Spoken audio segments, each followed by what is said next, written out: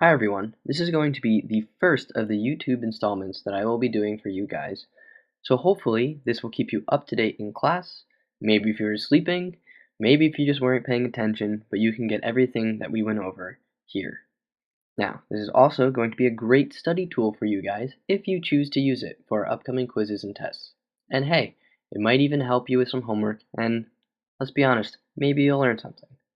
So, let's jump right into it, and as you can see on our screen, we have a do now. Now, this do now is very important because it will help us throughout the whole entire Cold War unit.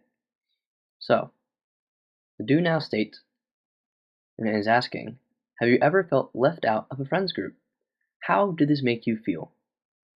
So, maybe a bunch of friends were talking about a party or going to a movie right in front of you, but you weren't invited.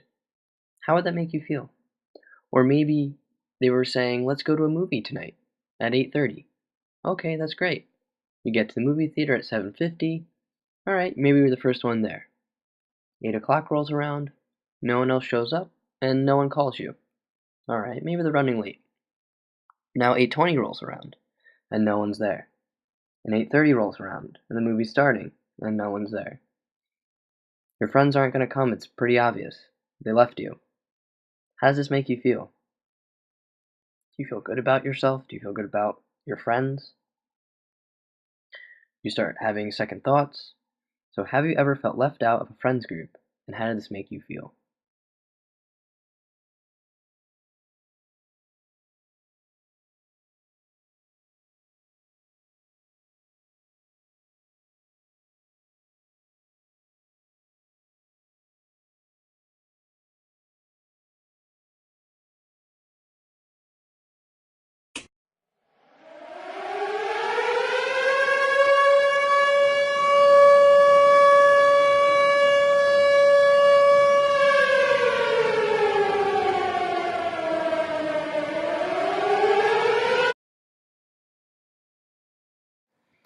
So, you guys just heard that awful siren sound going off. Well, there's going to be some new changes as the slide depicts. It says, listen up. Whenever you hear that sound, you are going to be asked to get out of your seat and get under your desk. The reasoning for this is during the 1940s and throughout the 60s, schools did not only participate in fire drills and in today lockdowns, they also participated in something called bomb drills or raid drills. We, as a country, were afraid of being bombed either by conventional bombs or through the atomic bombs. And as a way of trying to calm the students or protect them from falling objects, they were asked to get under their desk and put their hands over their heads. So, just like the students through the 40s and the 60s, you will be reenacting this drill. This sound will be hidden in the slides of the upcoming presentations I will be doing in the Cold War. They will not be every class and they will not be every slide, but make sure you listen because you'll definitely hear it. And when you do hear this, you are to get underneath your desk. Now, if you are of a bigger stature, unlike myself, and getting under your desk is a little difficult, feel free to go and stand in the corner. But every student must participate.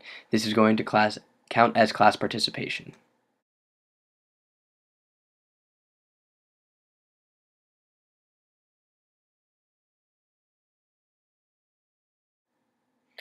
So, to start us off, we're going to be talking about former allies clashing. Now, the Allies and Stalin, so we're talking about America, Great Britain, and France here, and yes, there were multiple other nations involved, but we're going to be talking primarily about America, Great Britain, and France. So, the Allies and Stalin, at this point, they were not so chummy. Chummy meaning not so nice, very suspicious of one another. Uh, many, things were said. Some things came out of the bag, like the atomic bomb, which we're going to get into. But both sides are starting to grow suspicious of one another. The Allies, America, we're a democracy. Stalin and the Soviet Union, well, they're communist. We're not seeing eye to eye on many of these political issues and rebuilding of Europe. We're not sure if we can really trust them.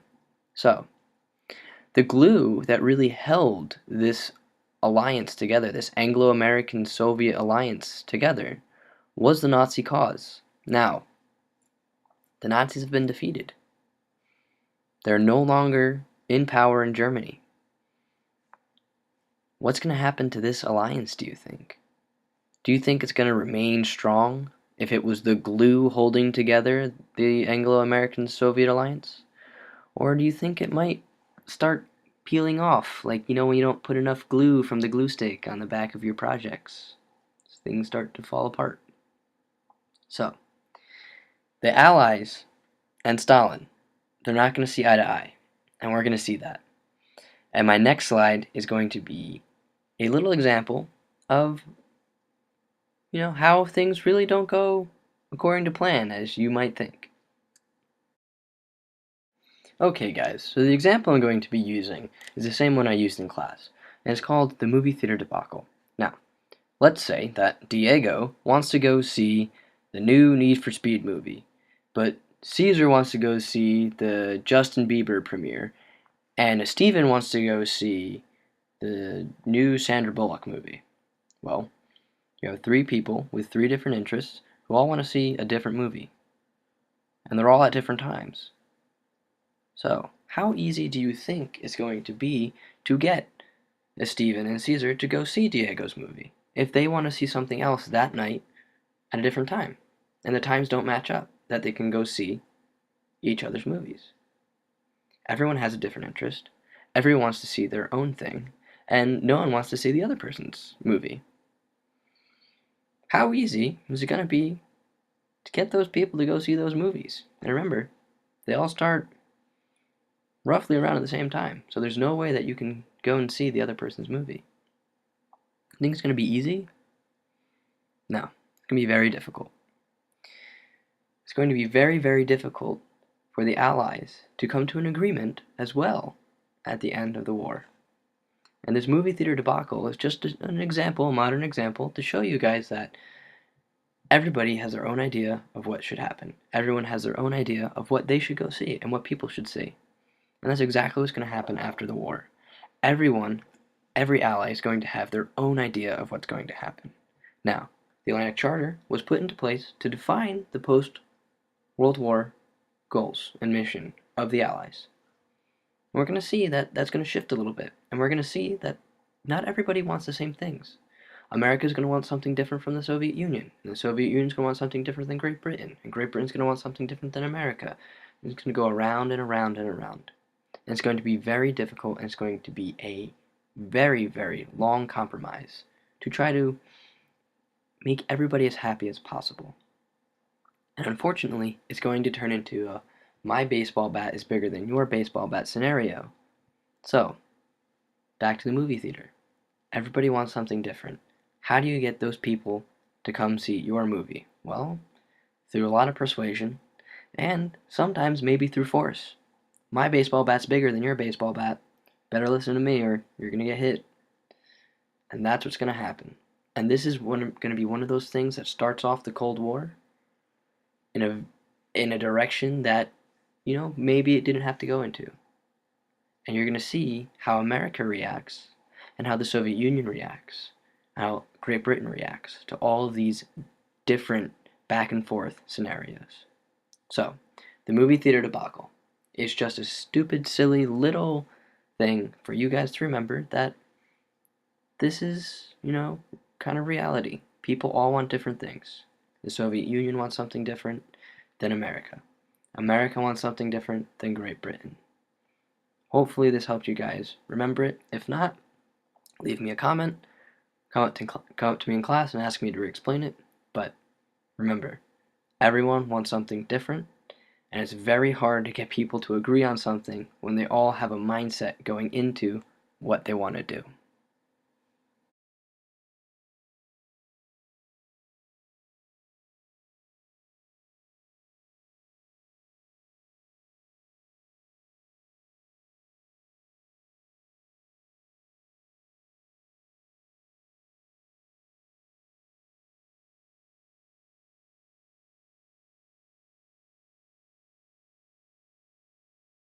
So I just mentioned that every country wants something different from the other country. Well, here we can see, what did Great Britain want? What did Britain want after the war? Well, they wanted to prevent Germany from attacking its neighbors again. You have to remember, you had World War I, 1914, and you have World War II. Europe has been destroyed. Great Britain, suffered heavy, heavy losses through these wars.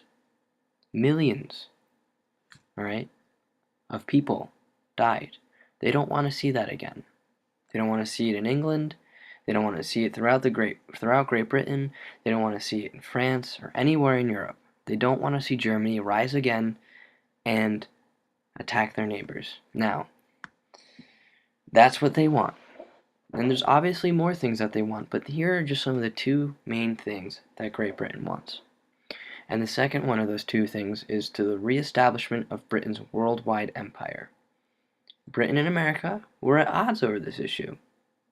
As you can see, America doesn't think that this might be a good idea. World War II and World War I especially, was caused over nationalism and militarism and this global expansion of imperialism, all right? This overarching theme of imperialism. Now, Great Britain wants to take back their empire, which you guys are going to see a map of their empire. Do you think that's such a great idea?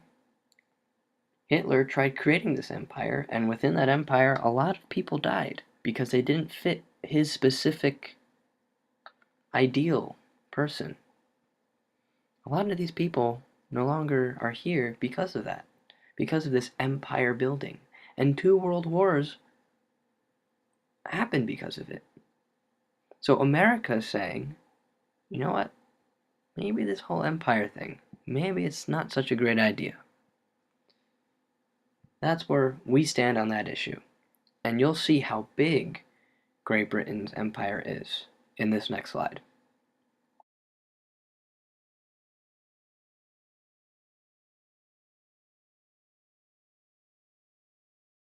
Now, please excuse with this slide North America, all right, because you have Canada and the 13 colonies, and also we're not going to look at Australia or New Zealand because they are also their own countries at the time. But this was the closest map that I could find that represents the British Empire. And I'm sure there are a few other countries that are not under British control. But let's assume if we take out Canada, the 13 colonies, Australia, and New Zealand, and we just look at the rest of the map. There is a lot of pink on there, and that pink is what Great Britain owns, their empire. That's encompassing a lot of the world. Alright guys, that is a lot of land. That is a lot of different people in those areas. Now, do you think, and how do you feel about it? If you just fought a war to end this German Reich, to end this German Empire that was going to encompass the whole entire European continent, and let's face it, Hitler would have wanted to go the whole entire world. The world just saw this happen, and now another country wants to come into your country and reestablish their empire that was there. Would you be very happy about that after the world just fought off this crazy guy and his empire? I don't think so. I think if I was in, let's say Egypt or India, Burma, I don't think I would really want the British coming in and establishing rule again. Maybe you would want your own independence as a country, seeing that, the other European nations are getting their independence, and, we're more than capable of ruling ourselves. It's just something, just food for thought, something you should think about. So, we talked about what Britain wanted, but what did the Soviet Union want? Now, the Soviet Union wanted to eliminate German dominance in Europe. Russia was invaded by Germany twice since 1914. Well, yeah, that's kind of makes sense, and that's exactly what Britain wants as well. That's what Great Britain wants. They want to try to stop Germany from attacking its neighbors. It's not right. That's not nice. And ultimately, the German defeat ended the greatest threat to communism. Now that Germany is not fascist, there's no fascism anymore. The Nazi Party is gone. Which, if you're a fascist, you do not like communism at all. You're mortal enemies, so to speak. And now that the fascist regime is gone, this Nazi regime is gone, the Soviet Union and their communistic government can flourish. There's no big threat on the European continent to communism anymore. And what does Stalin do?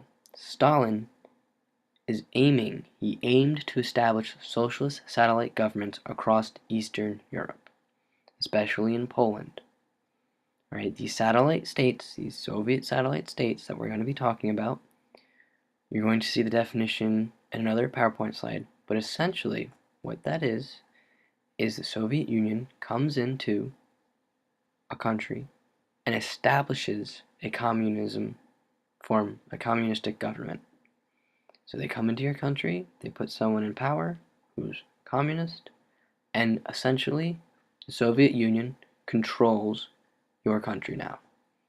But it has Poland on your country, or another name, but that is what it is. The Soviets have complete control, total influence over your country. When the Soviets came in to liberate, they put in communism. They put in a communistic government. When the Allies came in and liberated a country, they gave the government back. And typically these countries, they became a democracy, or they went back to what they were before. But when the Soviets came in, you became a communistic state, and that was it. Done.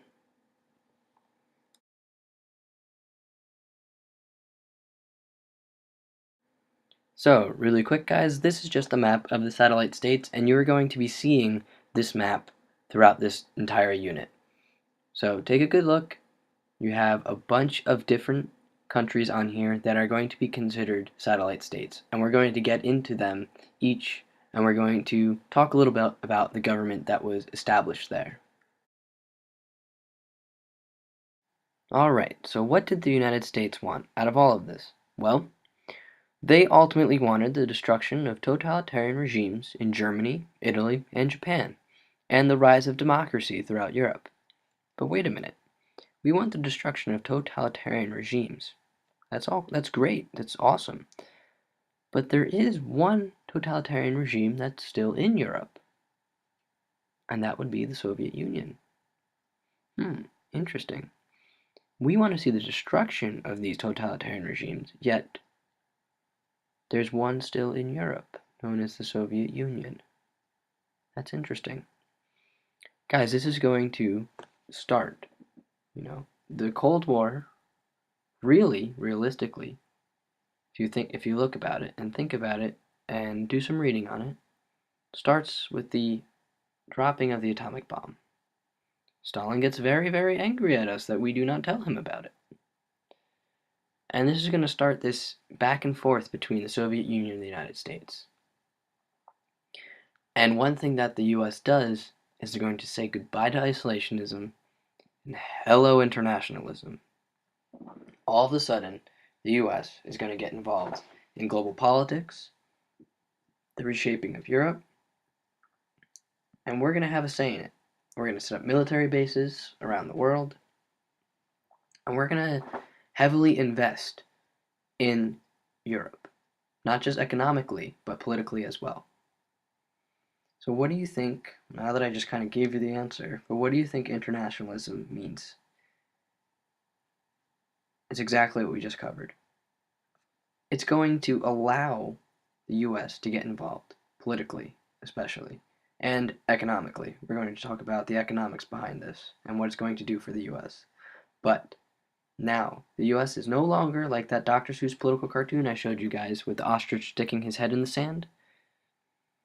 We're going to be involved, and we're going to get onto the global stage, so to speak. So, We're going to be talking about some tensions between the US and the Soviet Union. I've already mentioned a few of them in the previous slides, but we're going to get into it a little bit further, and here's just a few.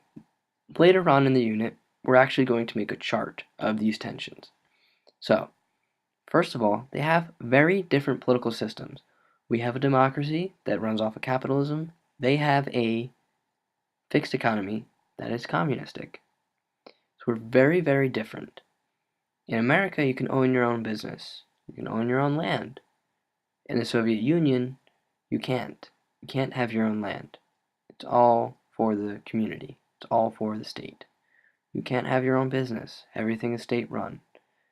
Here we have many different newspapers, for example. You have many different magazines, for example. In the Soviet Union, you have the state-run news, which comes from the state. It's a very different way of living, a very different economy. Now, the US is suspicious of Stalin because he was allied with Hitler at one point. Remember, in 1939, in September, Hitler and Stalin signed a non-aggression pact, and saying, hey, we won't attack each other, and you know what?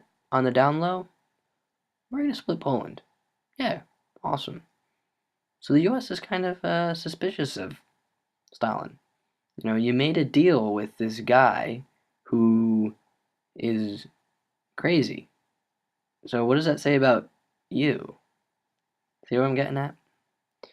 Now, relations ultimately are going to get worse once Stalin learned about the atomic bomb and how America tried to keep it a secret from the Soviet Union.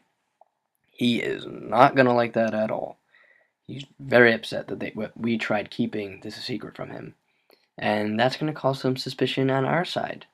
You know, Stalin's going to be asking, well, if you're hiding this awesome weapon of destruction from us, what else are you hiding? Is there more that I don't know about? See how that works? So, both sides, the US and the Soviet Union, are very suspicious of the other. Very, very suspicious of the other. And this brings us to the creation of the United Nations. Now, the United Nations, as you can see the symbol of the flag up in the corner, was created on April 25th, 1945. At first, 50 nations met in San Francisco and became part of the United Nations. And this was supposed to bring world peace through talking and negotiations. Now, this sounds like something very familiar. All right, we talked about this before, come World War I. That would be the League of Nations. This was supposed to be, the United Nations was supposed to be a place where you can bring up such things like war crimes. And that was one of the reasons why the United Nations would be ultimately created. Crimes against humanity. It was supposed to try to prevent things like the Holocaust from happening again. The world didn't want to see another atrocity like that. And the United Nations would be a place where you can go and you can tell your story about what is happening. For instance, a modern day example of that would be there was a great documentary made called Bling. I suggest you go and watch it. And it was about blood diamonds in Sierra Leone. And a child soldier, he's grown up now, but he went to the UN and told them about the atrocities that were happening in Sierra Leone and about his experience as a child soldier. The UN listened to his story and because of that supplied aid to other child soldiers and tried to help and get involved in the scenario. So that's just a modern story, but the UN is here to help nations, to bring peace to nations. Now, this is essentially what it's for, but what's going to end up happening, unfortunately, during this time period, the US and the Soviet Union, they're going to use it as a battleground for negotiations and peace talks. And it's going to turn into this type of a contest, like I said before. My baseball bat is bigger than your baseball bat. I don't think you're actually going to swing it at me. Oh, yeah? You want to take a bet? Yeah, I do. And they're going to go back and forth, arguing and arguing and arguing. So, the UN is this great thing, this great organization that was created to try to help the world. And it does do a lot of good. But the US and the Soviet Union are going to use it as one of their battlegrounds to duke out the Cold War. So, now that you've listened to me, and you're probably tired of my voice because I'm tired of my voice, but in order to end this little presentation that I created for you guys, I added in an exit ticket, and this is exactly what we did in class, remember. So, the exit ticket states, what did you find interesting? What would you like me to review again? And would you have tried to keep the atomic bomb a secret from Stalin? It's an interesting question. Do you think that was a good idea? Do you think it was a bad idea? That's up to you. You guys make that, call. But these are the 3 questions. Now, this was just an overview of what we're going to get into in the Cold War. We're going to get into each of these topics in further detail, but this was the start of our unit on the Cold War, the first day of the marking period. So, I added in a lot of broad topics that we're going to break down. So, if you feel like you were gypped on something that you really wanted to get into, don't worry. We're going to get into it in further detail. Like I said, this is the first day of the marking period. This is the first lesson. I just wanted to give you guys a little taste of what was going to unfold during this time. But this is the exit ticket if you missed it in class, or if you fell asleep or you were absent, you can find it here. So, thank you guys for listening. Remember to subscribe so that you can see all the other videos that I put up. I will remind you guys about the channel in class, and I hope you all have a great day.